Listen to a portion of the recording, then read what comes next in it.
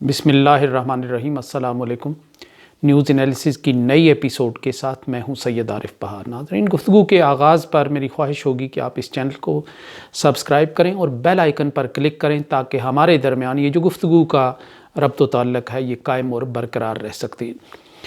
ناظرین، گزشتہ ویڈیو جو میں نے کی تھی اس کا موضوع سری نگر سے شارجہ تک شروع ہونے والی ایک بھارت کی نجی ایئر لائن کی جس کا نام گو فسٹ ہے، اس کی فلائٹ تھی جو 23 سے 31 اکتوبر تک سری نگر اور شارجہ کے درمیان چلتی رہی، اور 31 اکتوبر کو پاکستان نے خاصی سوچ و بچار کے بعد بھارت کو ٹکا سا جواب دے دیا کہ اب پاکستان اس کام کے لیے اپنی فضائی سروس فراہم نہیں کر سکتا، جس کے بعد بھارت چیم جبیں بھی ہوا۔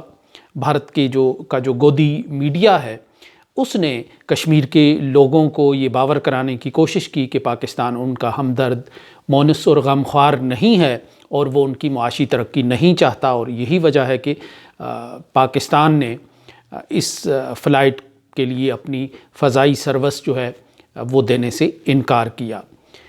بھارت میں بھی یہ سوال حکومتی سطح پر اٹھایا گیا اور بھارت کی حکومت نے یہ اعلان کیا کہ وہ پاکستان کے ساتھ اس مسئلے کو ٹیک اپ کرے گی۔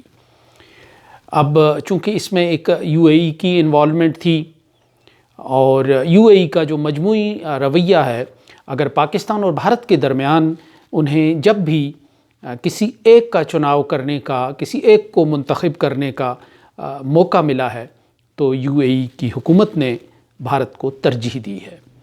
اب اس رویے کا حامل عرب ملک بھارت کے ساتھ کشمیر پر کوئی مشترکہ مہم جوئی کرتا ہے تو اس پر لوگوں کے کان کھڑے ہونا یقینی ہے، اور اس پر پس پردہ محرکات اور اس کے اثرات اور مضمرات پر بات کرنا لازمی ہے۔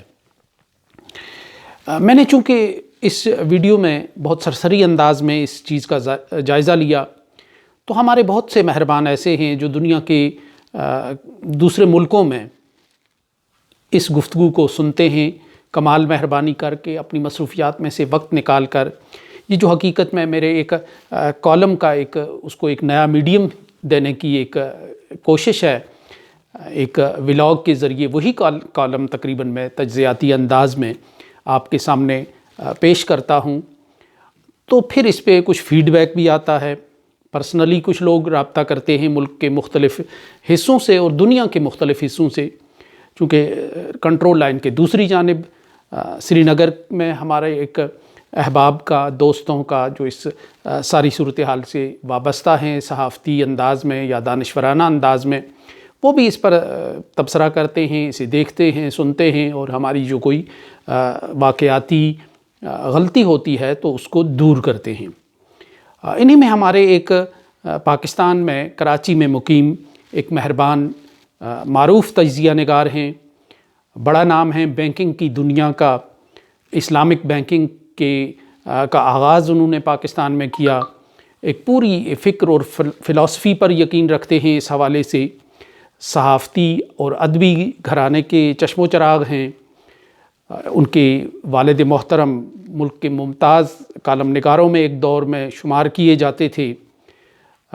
جو لوگ نوائے وقت اخبار کے پرانے قاری ہیں انہیں یاد ہوگا کہ جناب ابن الحسن ایک مستقل کالم نگار تھے نوائے وقت کے، اور بڑے ادبی پیرائے میں ان کا کالم ہوتا تھا جس میں ادبیت سے بھرپور ہوتا تھا، جس میں سیاست پر بھی بحث کی گئی ہوتی تھی، معیشت پر بھی، سماجیات پہ بھی۔ تو یہ ان کے صاحبزادے ہیں، بینکر ہیں، پاکستان انٹرنیشنل ایئر لائنز کے ساتھ دہائیوں تک وابستہ رہے ہیں، اور یوں ان کا ایویشن کے معاملات سے بڑا قریبی تعلق ہے۔ بہت مہربانی کرتے ہیں، ہماری ویڈیوز دیکھتے ہیں، پھر اس پر اپنا ایک تجزیہ، اس تجزیے کا تجزیہ بڑے خوبصورت انداز میں، اہل زبان ہیں، زبان و بیان پہ اپنی بھرپور قدرت رکھتے ہیں، وہ کرتے ہیں۔ تو آج میں نے یہ سوچا کہ جناب یوسف ابن الحسن کسی تعارف کے محتاج نہیں ہیں، انہوں نے جو اس پر اپنا ایک تبصرہ کیا تھا، جو فلائٹ سری نگر سے شارجہ کے لیے شروع کی گئی تھی. بہت جامع اور مختصر انداز میں انہوں نے بہت خوبصورت انداز میں اس پہ اپنا تبصرہ پیش کیا. تو میں چاہوں گا کہ جو گزشتہ ویڈیو پہ یہ ہونے والا یہ تبصرہ جو مجھے سب سے پسند آیا، کمنٹس میں بھی لوگوں نے کیا، پرسنلی بھی مجھے مختلف حوالوں سے فیڈ بیک ملا اس کا، لیکن میں سمجھتا ہوں کہ یہ ایک تجربہ ہے کہ وہ ایک PIA کی فلائٹس کے ساتھ انہوں نے اس روٹ کا بھی سفر کیا ہے کہ جو بھارت کے اوپر سے، بھارت کی فضائی حدود سے گزرتا ہے اور اس سے آگے تک جاتا ہے.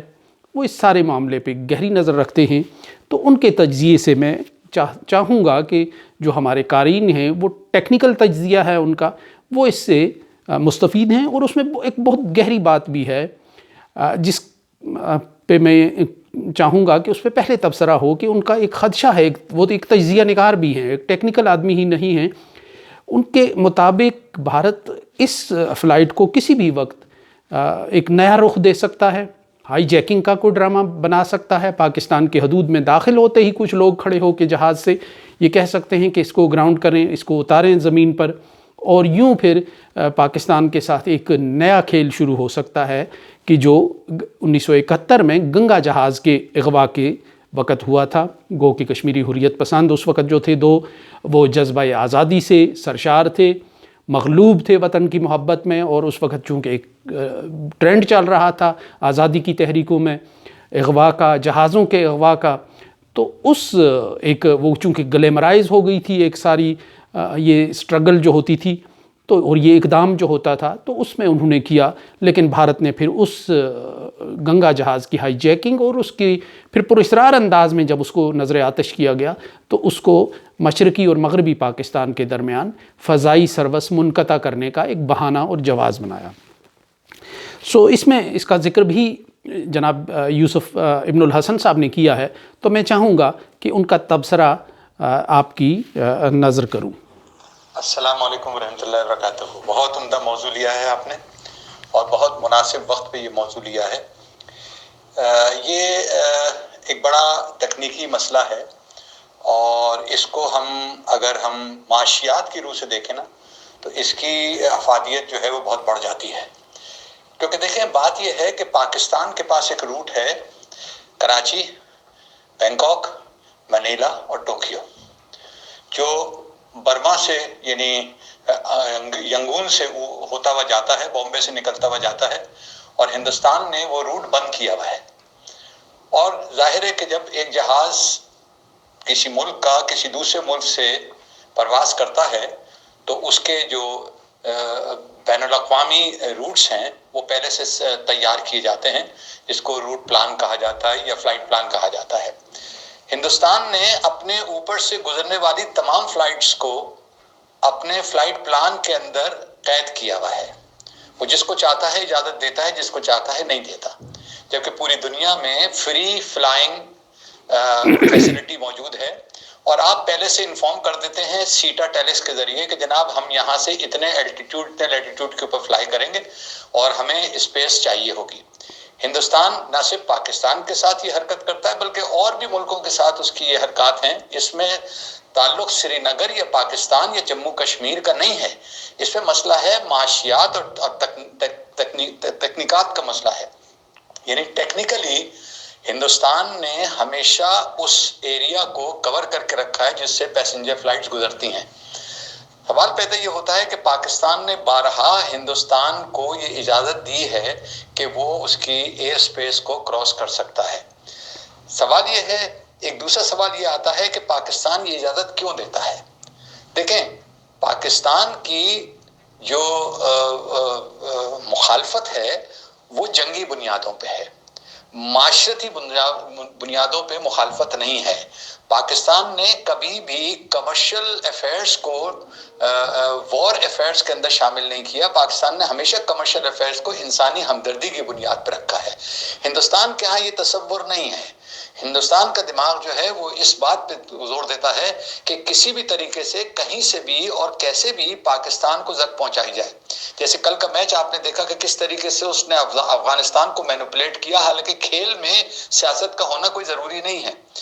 پاکستان سول ایویشن اتھارٹی جو ہے اس کے پاس ایک واضح ہدایت موجود ہے حکومت پاکستان کی کہ آپ کسی بھی ایئر لائن کو کمرشل بنیادوں پہ اگر اجازت دیں گے اوور فلائی کرنے کے لیے تو اس کے لیے آپ یہ کنسیڈر کریں کہ وہ پیسنجر ایئر کرافٹ ہے یا وہ ڈیفنس ایئر کرافٹ ہے۔ اب یہ چیز جو ہو رہی ہے کئی دن سے ہندوستان وائلیٹ کر رہا تھا، سوال پیدا یہ ہوتا ہے کہ ہندوستان سری نگر سے جہاز کو اڑاتا ہے اور شارجہ پہ لینڈ کرتا ہے۔ شارجہ پاکستان کا ایک دوست ملک ہے، اس میں دوستی کہیں نہیں آ رہی کہ پاکستان کی یونائٹڈ عرب امارات کے ساتھ کوئی دشمنی ہو جائے گی، کوئی ناراضگی ہو جائے گی، نہیں۔ یونائٹڈ امارات نے ہمیشہ پاکستان کو کی حق تلفی بھی کی ہے اور پاکستان کے مقابلے میں ہندوستان کو ترجیح بھی دی ہے۔ سوال یہ ہے کہ جناب جب شارجہ کے اوپر، شارجہ اور سری نگر کے درمیان جو فلائٹ ہے اگر وہ ڈائیورٹ ہو کے جاتی ہے تو اس کا جو امپیکٹ آتا ہے وہ معاشیات کے اوپر آتا ہے، اور دونوں ملکوں کا کہنا یہ ہے کہ معاشی طور سے آپ جب بھی کوئی بات کریں گے تو باہم رضامندی کے ساتھ کریں گے۔ ہندوستان نے باہم رضامندی کا تصور ہی ختم کر دیا ہے لے کے، تو کب تک پاکستان جو ہے اس کی ان کو سہولتیں دیتا رہے گا؟ ہر دفعہ وہ جب جاتے ہیں وہ اس کی سہولت مانگتے ہیں اور اچانک جب وہ ایئر اسپیس میں آنے رکھتے ہیں تو ان کا پیسنجر ایئرکرافٹ کہتا ہے کہ ہمارے ہاں یہ خرابی ہے، جہاز میں یہ چیز موجود ہے، ہمیں ایئر اسپیس کی اجازت دے دی جائے، اور پاکستان اس کی اجازت ہنگامی بنیادوں پہ دے دیتا ہے۔ ہندوستان ایسا نہیں کرتا۔ اگر فرض کریں پاکستان کا جہاز جو ہے وہ کبھی ڈائیورٹ ہونے کی کوشش کرتا ہے تو ہندوستان جو ہے وہ اپنی ایئر فورس کو الرٹ کر دیتا ہے۔ میرا یہ تجربہ ہے 1976 سے لے کے 1982 تک جب میں پاکستان انٹرنیشنل ایئر لائن سے وابستہ تھا تو اکثر میرا جو ہے وہ جہاز کے ساتھ سفر کرنا ہوتا تھا کراچی، بینکاک، ٹوکیو۔ اس کے اندر ہمیشہ پائلٹس کا یہ جھگڑا رہتا تھا کہ ان کے جو ٹاورز تھے، کنٹرول ٹاور جو تھے، وہ ہمیشہ پاکستان کے پائلٹس کو تنگ کیا کرتے تھے اور ان کو مختلف سوالات سے ان کا اٹینشن ڈائیورٹ کرنے کی کوشش کرتے تھے۔ اور یہ میں نے بارہا دیکھا اور میرا اپنا تجربہ بھی موجود یہ ہے کہ ہندوستان جو ہے وہ آپ کی ایئر اسپیس کو آئندہ بھی وائلیٹ کرے گا انٹرنلز کہ آپ ہندوستان کو واضح طور سے یہ کہہ دیں کہ آئندہ اگر آپ کا ایئر کرافٹ آئے گا تو ہم اس کو اتار لیں گے۔ اچھا، اب ہندوستان کے ایئر کرافٹ کو بھی نہیں اتار سکتے کیونکہ گنگا کا ایک واقعہ ایسا موجود ہے کہ پاکستان کے ٹیریٹری کے اندر جب گنگا آیا تھا تو بعد میں وہ ہائی جیک تصور کر لیا گیا تھا۔ تو ہندوستان کسی بھی صورت میں چاہ رہا ہے کہ پاکستان سے کوئی ایسا سلسلہ ہو جس میں پاکستان کی عزت جو ہے جو بین الاقوامی طور سے بڑھ رہی ہے اس کو کم کیا جا سکے۔ یہ ایک بہت بڑا ریکٹ ہے جس کو ہندوستان چلانے کی کوشش کر رہا ہے۔ اب دیکھتے ہیں پاکستان اس کو کس چابک دستی سے کاؤنٹر کرتا ہے۔ ویسے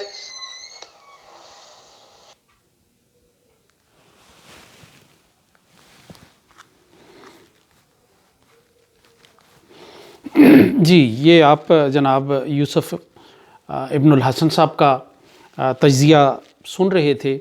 اس تجزیے کا ایک مختصر سا دوسرا حصہ بھی ہے جس سے یہ اندازہ ہوتا ہے کہ بھارت یہ جو چال ہے یہ کیوں چل رہا ہے۔ انہوں نے تو اس کی ٹیکنیکل اور معاشی لحاظ سے اس کی بات کی ہے، لیکن حقیقت میں بھارت مسئلہ کشمیر کو خراب کرنے کے لیے اس کو استعمال کرنا چاہتا ہے، اس قدم کو۔ تو ان کا جو گفتگو کا دوسرا حصہ ہے میں چاہوں گا وہ بھی آپ سنیں، تو پھر آپ کو اس کے مضمرات اور اس کے اثرات کا زیادہ بہتر اندازہ ہو سکتا ہے۔ یہ میرا تبصرہ تھا، اور یہ اگر آپ کسی بھی اس کاروبار کے آدمی سے اگر آپ یہ بات پوچھیں گے جو کہ ایویشن انڈسٹری کے اندر رہ چکا ہے، وہ یہی کہے گا کہ ہندوستان کا اب مقصد یہ ہے کہ کوئی ایسا واقعہ ایسا ہو جائے کہ جس میں پاکستان کو بین الاقوامی طور سے دہشت گرد کہلا دیا جائے۔ اسی طریقے سے اگر پاکستان کسی ایئر کرافٹ کو اتار لیتا ہے یا کسی ایئر کرافٹ کو یہ کہتا ہے کہ نہیں جی آپ لینڈ کر جائیے، تو اس کے بعد ہندوستان جو ہے فوری طور سے اس کے اندر بیٹھے ہوئے 4-5 مسافروں کو کھڑا کر دے گا جو کہ اس کے ساتھ ٹریول کرتے ہیں، کھڑا کر دے گا اور کہہ دے گا کہ یہ جہاز اغوا ہو کے پاکستان آ گیا ہے لے کے۔ یہ ایک بہت بڑی سازش ہے جس سے پاکستان کو بچنا ہے، اور یہ اس کے لیے پاکستان کے لیے ہر حالت میں کاؤنٹر کرنا پڑے گا ہندوستان کی violation of the air space کو۔ شکریہ بہت بہت۔ یہ میرا اپنا تبصرہ ہے، اس کا کسی سے براہ راست کوئی تعلق نہیں ہے۔ جو میں نے محسوس کیا وہ میں نے آپ کو بتا دیا۔ شکریہ۔ جی ناظرین، جناب یوسف ابن الحسن ایک ماہر کے طور پہ اور ایک فورسی کر رہے تھے آنے والے حالات کو. تو اس سے اندازہ ہوتا ہے کہ بھارت جو ہے وہ اس کیس کو، کشمیر کے کیس کو خراب کرنے کے لیے، پاکستان کو ڈیفیم کرنے کے لیے کس طرح کی حکمت عملی پہ چل رہا ہے. اور اب وہ اس کھیل میں اس میں اسرائیل تو شامل تھا، اب وہ اس کھیل میں عرب ممالک کو بھی شامل کرتا ہے. وہ عرب ممالک کی جو دھن اور دولت کے پجاری بن چکے ہیں، اور ان کے لیے اب باقی جو چیزیں ہیں اس سے ہٹ کر جو ایک دنیا ہے، جو دل و دماغ کی دنیا ہے یا جو نظریات کی دنیا ہے، اس کی کوئی اہمیت نہیں رہی. تو پاکستان کے جو پالیسی ساز ہیں انہوں نے جو فیصلہ کیا ہے اس پر ان کا کاربند رہنا، اس پر سختی سے چلتے رہنا، اور اسے کسی ممکنہ یو ٹرن سے بچانا بہت لازم ہے. سو آج آپ جناب یوسف ابن الحسن صاحب کے اسی تجزیے پر اکتفا کیجئے. نیکسٹ ویڈیو میں انشاءاللہ کسی نئے موضوع کے ساتھ حاضر ہوں گے. اجازت دیجئے. اللہ نگہبان.